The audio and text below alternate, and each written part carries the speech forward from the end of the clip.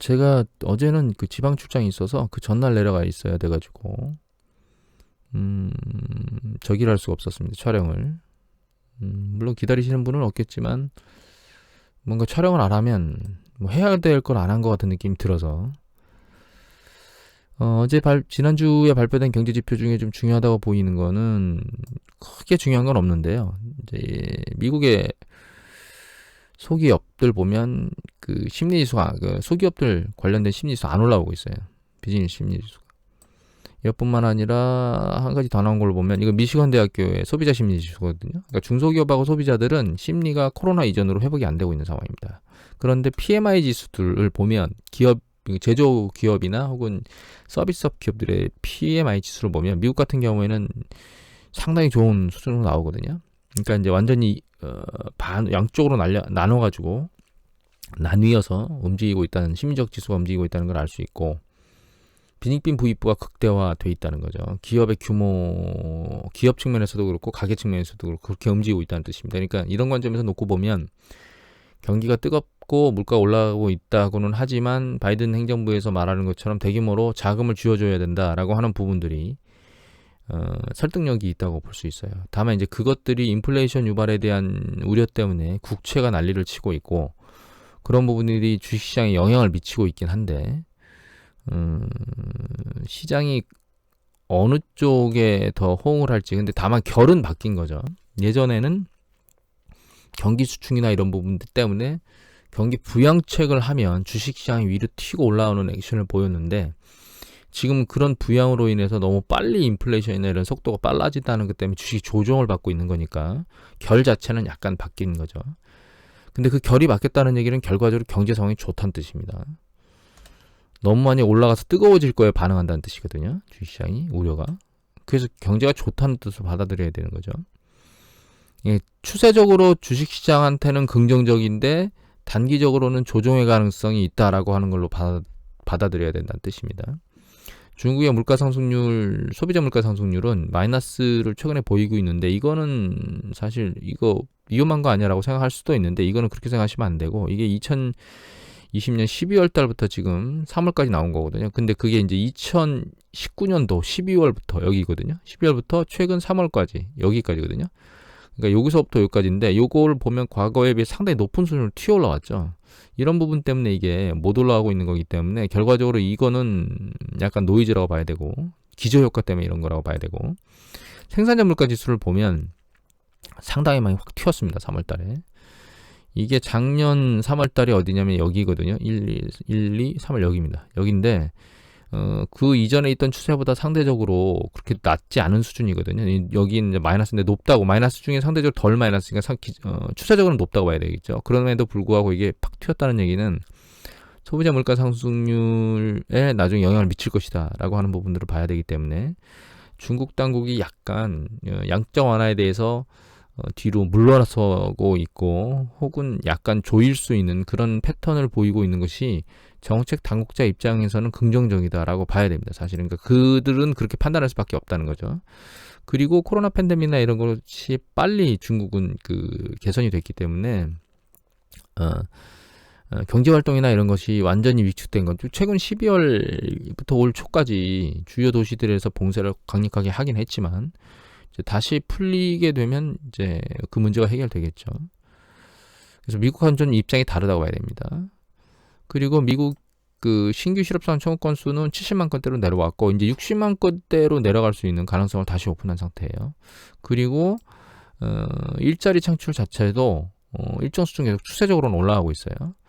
일자리 창출 자체로 놓고 보면 뭐 완전히 정상화됐다라고 볼 수 있긴 한데 중요한 거는 신규 실업수당 청구 건수가 지속되고 있고 실업률이 이제 가시적으로는 뭐 6.2 뭐 이렇게 나오고 있지만 실제로 한 10% 정도 될 것이다라고 하는 그런 부분을 생각해 봐야 되고 일시적으로 확 한꺼번에 코로나 팬데믹이 뒤집힐 게 아니라면 고용 측면은 일정 부분 지지부진한 상황을 계속 유지해야 할 거라고 보는 이제 연준 쪽의 입장에 손을 들어주고 싶습니다.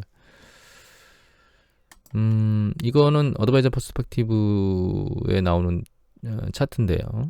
소비자 물가 상승률이고 도시 지역에 여기 보면 이제 파란 게 식음료하고 에너지 부분을 뺀 거예요. 그래서 근원 소비자 물가라고 얘기를 하는 건데 코어 물가 걔는 아랫방향으로 내려왔습니다. 하지만 전체적으로 보는 소비자 물가 상승은 올랐는데 여기 보면 기저효과가 그 작년 3월달 4월 5월 이렇게 바닥에 있었기 때문에 향후에 발표되는 어떤 4, 5, 6 이런 소비자 물가 상승을 위로 튀을 가능성이 높아요. 그 이유 때문인지 이 10년 국채 수익률을 보면 여기 보시면 치고 엄청나게 빠른 속도로 올라가고 있습니다. 지금 여기 보면 약간 조정이 있었는데 주간으로 볼까요? 예. 튀었다가 내려오는 것 같더니 다시 머리를 들고 세게 올라가고 있습니다.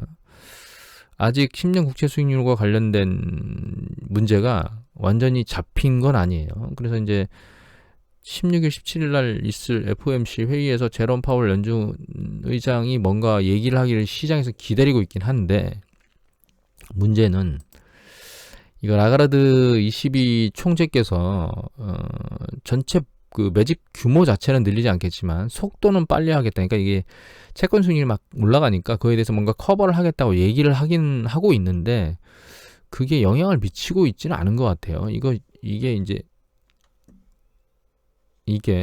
미국의 이제 10년 국채 수익률이고 이거는 영국, 이건 독일이거든요. 11일이었답니다 이때. 그 다음날 지금 올라가는 모습을 보이고 있고 미국의 10년 국채 수익률 같은 경우에는 굉장히 빠른 속도로 미국 올라왔거든요. 그래서 이제 1.6을 뚫고 하에 올라왔어요. 그러니까 중앙은행에서 이런 얘기를 한다고 해서 말을 안 듣는 거죠 지금 시장이. 향후에 어떻게 되겠느냐 판단이 좀 어렵습니다. 눈치 보기를 열심히 해야 될 것 같아요. 다우지수로 놓고 보면 전고점을 뚫고 올라가고 있지만 S&P 500 지수 전고점에 걸려 있고요. 나스닥 같은 경우에도 이제 넥라인을 뚫고 다시 올라오긴 했는데 얘가 추세를 타고 계속 이렇게 해서 전고점을 돌파하고 다시 여기서 올라와서 이렇게 왔던 이런 추세를 타겠느냐라고 하는 부분에 대해서는 아직까지는 눈치 보기를 해야 될 수밖에 없는 상황이고 제롬 파월 연준 의장이 사실은 다음 주에 아무 얘기도 해줄 게 없다고 생각하고 있습니다. 뭔가 해주고 싶어도 지금 액션을 한다는 건 의미가 없을 것 같고 좀 더 시장이나 이런 것들이 요동칠 때 뭔가를 해야 될 것 같은데 결과적으로 시장 스스로 뭔가 밀려 내려갔다가 약간 안정화를 보이고 있긴 하거든요 상황이. 제롬 파월 연준 의장이 뭔가 얘기하려면 얘가 아랫방향으로 더 세게 밀려 내려갈 때 뭔가 액션을 취해야 될 것 같아요. 자, 아무 얘기도 없는데 그러면 아랫방향으로 봐야 되지 않겠느냐라고 생각은 하지만 이전의 추세를 보면 급격히 조정받고 반등해서 올라간 뒤에 그걸 이겨내고 그런 어떤 이슈들을 이겨내고 올라왔거든요. 그 다음에 지금 발생한 이슈는 그 경기 수축 쪽으로 발생하는 이게 향후에 경기가 수축될 거야 쪽으로 위험을 가지고 있는 게 아니고 향후에 경기가 확장되는 속도가 너무 빠를 거야 라고 하는 관점으로 지금 우려가 있는 거기 때문에 결과적으로 긴 추세에서 놓고 보면 경기가 확장된다는 얘기거든요. 그런 관점에서 얘가 그런 부분을 긍정적으로 보고 위로 밀고 올라갈 수도 있어요. 그래서 지금은 판단의 요소가 굉장히 애매모호한 상황입니다. 좀 더 눈치 보기를 열심히 해야 될 것 같고요. 그 다음에는 이제 쿠팡 얘기를 좀 할게요. 쿠팡 상장된 거는 굉장히 즐거워해야 될 거죠. 전 개인적으로 그 우리나라에서 있는 이런 유통업이 그것도 이제 우리나라 전체를 다 아우르는 그런 유통업도 아니죠 사실. 그런 쿠팡이 뉴욕 시장에 상장됐다는 자체만으로도 기뻐해야 될 일이라고 생각을 합니다. 다만 그게 그렇다고 해서 뭔가 쿠팡한테 긍정적이냐 이런 부분에 대해서는 개인적으로 약간 의구심을 갖고 있습니다. 35달러에 공모가가 만들어져서 48달러 찍고 48달러가 아니고 49달러 찍고 48달러대로 내려왔는데 쿠팡이 상장하면서 얻은 자금이 한 5조 2천억 정도 되거든요. 그럼 이 5조 2천억 가지고 물류 시스템이나 국내 출을 하겠다는데 지금 뭐 30조 원이 넘는 금액을 갖다 부었을 겁니다. 쿠팡이. 그럼에도 불구하고 지금 흑자를 못 내고 있거든요. 그래서 흑자는 언제 낼 거냐고 물은 거예요. 그러면 5조 더 들고 있으면 흑자를 내겠느냐 향후에. 이거 개인적으로 물음표입니다 저는. 왜냐하면 아마존 같은 경우는 94년도인가 아마존이 만들어져서 시작되기가 계속 확장을 했는데 미국 같은 경우는 땅덩어리도 넓고 그 다음에 아마존을 대적할 만한 그러니까 유통 강자가 없었던 행보를 계속해왔거든요. 근데 국내는 쿠팡이 후발주자로 뭐 매출이나 이런 것들이 급상승하긴 했지만 경쟁이 치열하고 땅덩어리가 좀 저희 나라에서 배송이나 이런 문제 때문에 짜증을 내는 사람은 없습니다 사실. 미국하고 다르게. 미국처럼, 그러니까 미국 아마존이 하는 OTT 같은 것들을 도입을 하긴 하지만 과연 우리나라 사람들이 배송에 그 크게 어려움이나 불편함을 갖지 않는 사람들이 쿠팡의 OTT를 붙여준다고 해서 쿠팡을 이용할까요? 저는 굉장히 궁금합니다. 그런 것들이. 저 같으면 안 할 것 같은데. 그리고 만약에 여러분들이 지금 쿠팡에 몰려서 쿠팡만 계속 주문하는 분이 몇 분이나 되실지 모르겠어요. 다만 이쪽에서는 이렇게 얘기를 하대요. 충성고객 코호트라고 해서 쿠팡에 열렬한 지지자가 있다는 거예요. 1485만. 이런 지지자가 있나? 저는 이런 생각을 개인적으로 하긴 하고 있습니다. 이 충성고객이라는 부분에 대해서 다른 쪽으로 제가 말씀을 드려볼게요. 우리가 네이버 같은 경우, 저 같은 경우는 이제 하게 되면 네이버 쪽에서 뭔가 살려면 네이버 검색을 합니다. 그 중에 이제 쭉 내용을 봐서 통상적으로 단가가 가장 저렴하면서 평가가 좋은 것들을 골라서 내죠. 이게 지금 온라인 유통의 핵심이에요. 소비자들이 과거에는 제조업이나 물건을 판매하는 사람들이 부르는 가격을 검증할 수 없었는데 온라인 유통에서는 바로 검증이 가능하죠. 그리고 그걸 통해서 내가 가장 최대한의 이익을 얻을 수 있는 구조가 지금 온라인 쇼핑이에요. 그런데 그게 아주 완전 독점적인 권력을 가지고 있는 아마존처럼 내가 갈 만한 곳이 거기밖에 없어라고 하는, 그러니까 내가 시장에 들어가는데 들어갈 그 백화점이 예를 들면 아마존이라는 백화점밖에 없으면 그게 가능하지만 아마존도 있고 신세계도 있고 롯데도 있고 쫙 상품이 붙어 있다고 얘기를 하면, 그리고 그걸 구매하는 가장 큰 욕구가 내가 가장 낮은 가격에 내가 효율적으로 돈을 덜 내고 살 수 있는 그런 매장이, 그러니까 그런 구조라면 매장이 여러 개면 여러 군데 들어가죠. 여기만 들어간 사람이 있겠습니까? 1400만이면 우리나라 인구 5천만 따져보면 한 4명 중에 1명? 446, 414, 5,600만이니까 4명 중에 1명은 지금 쿠팡 충성 고객이라는데 아기들이나 애들 빼고 이러면 저게 말도 안 되는 얘기라고 생각하고 있거든요. 그래서 오히려 충성고객이라는 얘기를 하면 네이버처럼 저처럼 네이버를 쓰기 때문에 네이버에서 자주 검색한다거나 아니면 카카오를 계속 보기 때문에 카카오를 한다거나 이런 쪽에서는 네이버 자주 이용하는 고객이 몇 명, 그다음에 카카오 이용자가 몇 명, 이게 가능하겠지만 쿠팡이 가능한가요? 여러분들 쿠팡을 살려면 쿠팡 인터넷에 들어가서 쿠팡에서 맨날 놀고 이런 사람들이 있어야 되는데 과연 이게 가능한가라고 하는 부분은 저는 물음표입니다. 착각하고 계신 것 같아요, 저는. 그리고 이마트가 지금 4조거든요. 그럼 네이버가 지금 62조짜리인데 지금 쿠팡이 시총이 100조 얘기를 하고 있거든요. 쿠팡이 네이버만큼 보다 기업 가치가 있나요? 아무도 안 하는, 그리고 압도적인 어떤 그러니까 경쟁력이보다는 압도적인 기대치를 가지고 있는 테슬라만큼 쿠팡이 센가요? 참 전 개인적으로는 좀 많이 부정적입니다. 왜 네이버하고 비교하느냐? 뭐 네이버에서도 금융 쇼핑 상품이나 이런 거 여러 가지, 뭐 OTT, 여기가 네이버는 아주 종합 선물 세트예요. 유통업에서부터 컨텐츠 유통, 그러니까 모든 유통을 다 아우르는, 거기다가 광고. 하여튼 네이버가 저는 개인적으로는 이제 가장 강력한 유통 쪽으로 움직일 거라고 생각하는데, 사실 네이버가 하고 있는 사업 형태를 전체적으로 놓고 보면 그 시장 자체가 우리나라나 약간 동남아시아 정도로 볼륨 규모가 작다는 거 말고는 전 세계 어떤 기업도 지금 이런 패턴으로 움직이고 있는 게 없는 것 같아요. 저는 구글은 검색 정도 뭐 이렇게 움직이고 있고, 페이스북 같은 경우에도 이제 SNS 쪽에서 움직이고 있는 정도인데 광고 판매 이런 쪽으로 넓어지고 있는데 네이버는 굉장히 탄탄하다고 보고 있거든요. 얘가 미국에서 만들어졌으면 엄청났을 거라는 생각을 합니다, 개인적으로. 잘 말씀 안 드리던 이제 코로나가 왔는데, 코로나 여기 그 접종률 1위에 이스라엘이 감염 재확산된다는 얘기들이 이제 뉴스 보도가 나오고 있긴 한데, 저는 이제 코로나는 별로 의미가 없다고 보는 게, 이거는 월드오미터 데이터입니다. 이스라엘 보시면 급등했다가 아래쪽으로 계속 잠잠해지고 있어요. 현재 백신 접종률은 여기 보시면 106%인데 이게 2번 맞아야 되는 거니까 일단 한 번으로 백신 접종은 한 번은 다 끝났다는 뜻입니다. 전 국민이. 상당히 빠른 속도고, 이런 부분들 때문에 결과적으로 굉장히 빠른 속도로 데이터가 내려왔는데, 최근 뉴스 보도에 좀 불안한 데가 있습니다. 이탈리아. 좀 전에 봤던 여기는 여기가 뭐더라? Our World in Data였습니다. 이탈리아인데 이게 갑자기 또 심상찮게 늘어나고 있어요.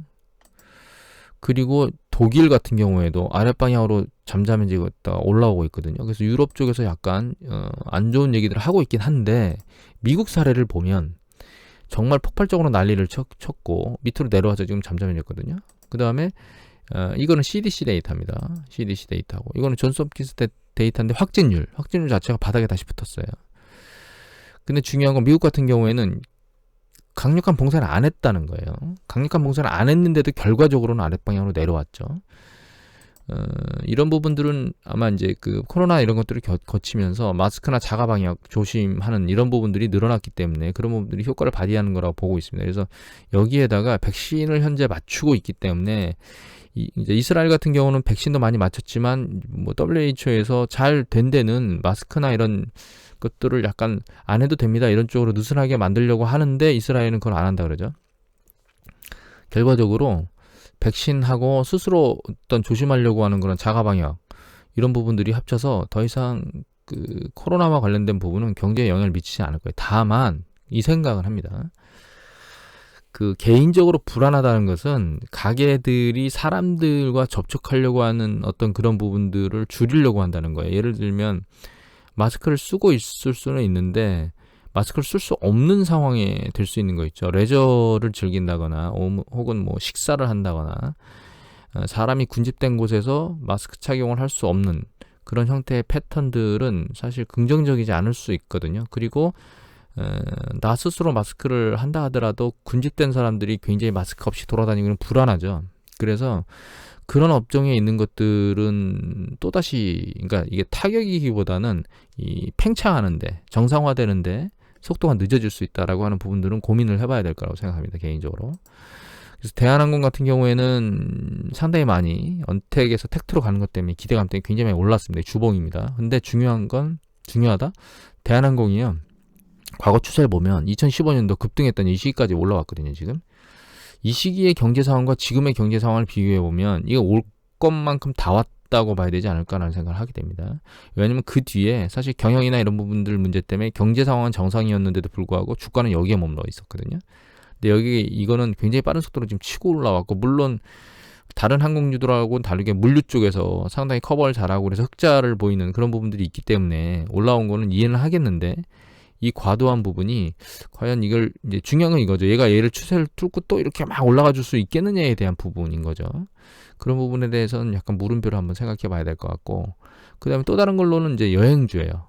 이게 대한항공 같은 경우 항공주는 제가 여행과 관련된 것 때문에 얘기를 드리는 거거든요. 이게 하나투어거든요. 하나투어 보시면 여기 이제 밑으로 급락했다가 하면서 다시 치고 올라왔는데 얘가 과거의 정상 상황에 있었던 때의 수준으로 이미 거의 다 올라왔어요. 그런데 얘가 계속 쓸려 내려왔죠. 지금 아랫방향으로. 쓸려 내려왔다는 얘기는 경영의 문제가 뭔가 있었다는 뜻이거든요. 산업이거나.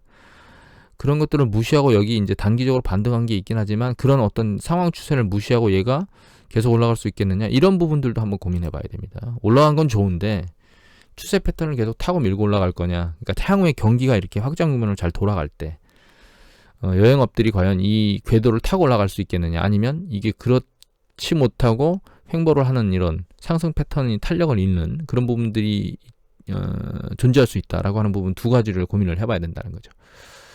모드투어도 마찬가지입니다. 모드투어도 이제 JP모건이나 이런 쪽에서 열심히 사댄다 그래가지고 긍정적이긴 한데 얘 역시 상당히 많은 수준 올라왔어요. 그러니까 지금 들어간다는 입장은 이미 올라온 거는 앞으로 날 거라는 수익이 아니고 이미 난 수익이죠. 그럼 지금 쳐다봐야 될 건 추세가 이렇게 갈 거냐에 대한 부분인데 우리가 텍트 주식 말하면 여행 이런 부분들이 이제 손에 잡히기 때문에 여행, 항공, 숙박, 레저 뭐 이런 부분들이 그죠.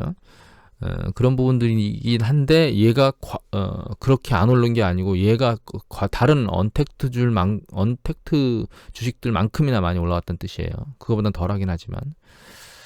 그리고 언택트 때문에 날렸던 이제 이건 CS-윈드입니다. 계속 보여드렸던 CS-윈드인데 여기 보시면 1번 한 번 튀고 다시 두 번 튀었거든요. 그리고 아래로 세게 곤두박질 치고 첫 번째 튀었던 상단에 딱 걸렸었어요. 지난번에 이제 매수할 만한 그런 여건에 왔다라고 말씀을 드렸는데 단기적으로 이제 튀고 있죠. 근데 한 가지 생각하셔야 될 거는 얘가 튀었다는 게 지금 이제 한동안 쓸려 내려왔던 이런 부분들을 이제 이겨내고 쭉 타고 다시 이 전고점을 뚫고 쭉 갈 거다라고 하는 생각은 일단 가지시면 안 된다고 보고 있습니다.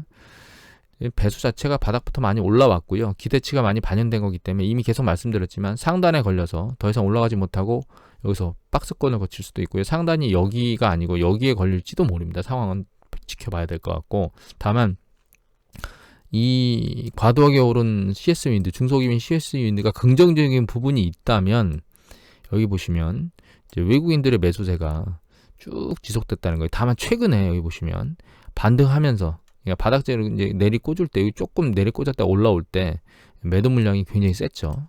외국인 지속적으로 매집해 줄지에 대해서는 물음표인데, 그나마 외국인 매집세가 한동안 예전엔 있었다라고 하는 부분인 것 같아요. 그래서 결과적으로는 말씀드리고 싶은 거는, 우리가 지금 언택트에서 텍트 쪽이나 이런 성장주에서 가치 쪽으로 터닝하는 패턴들을 보이고 있는데, 그 터닝하는 패턴들 중에서 우리가 소외됐던, 그러니까 텍트 주식이라 하더라도 급등했던 것들이 있어요. 이런 급등했던 것들이 향후에 경기가 확장 국면의 추세를 타고 계속 올라갈 때 과연 다른 쪽들, 상대적으로 소외됐던 다른 것들이 탄력받아 올라가는 것만큼 탄력받아서 올라갈 수 있겠느냐라고 하는 부분들을 생각해 봐야 됩니다. 그리고 코로나가 자꾸 이제 스물스물 가끔 뉴스 보도가 나오는 것들 있죠. 이런 뉴스 보도가 나오는 것들이 영향을 받을, 매출이나 이런 쪽에 영향을 받을 기업들이 있는가, 과연 그런 기업들인가라고 하는 부분들도 같이 감안하면서 생각을 좀 곰곰이 해봐야 돼요. 이제 다른 말씀으로 드리면, 예를 들면 유통업 같은 경우에는 소비나 이런 것들이 확대되고 심리적 불안정성이 사라지면서 경제가 회복되니까 뭔가 소비나 이런 것들을 하겠다는 얘기를 그러니까 패턴을 움직일 수 있죠. 하지만 유통업 같은 경우는 제조업 같은 걸 구매할 때는 여행업과는 다르게 안정성이나 이런 부분들을 잘 커버하고 작업을 할 수 있는 영역이거든요. 제품 구매 같은 것들은. 그건 이 여행업하고는 좀 다르다는 거죠. 그런 부분들을 잘 비교해서 포트폴리오 구축에 참고를 해야 되는 게 아닌가, 이런 생각을 하게 됩니다. 오늘 이것으로 마치도록 하겠습니다.